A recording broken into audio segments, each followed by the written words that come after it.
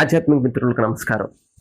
నిజానికి మన లైఫ్ ఏంటి అనేది మనం ఆలోచించేటువంటి ఆలోచనలను బట్టి చాలా క్లియర్గా తెలుసుకోవచ్చు.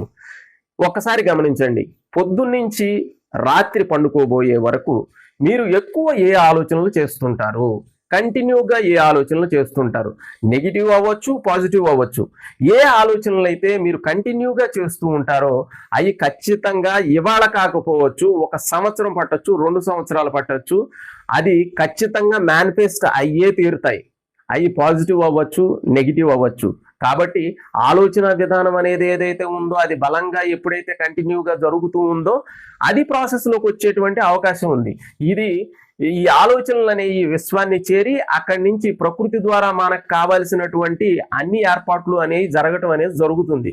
అలాంటప్పుడు మనం నెగిటివ్ ఆలోచనలు చేస్తే చాలా ప్రమాదంలో పడేటువంటి అవకాశం ఉంది. కాబట్టి ఎప్పటికీ కూడా పాజిటివ్గా థింక్ చేయటం అనేది అలవాటు చేసుకోవాలి.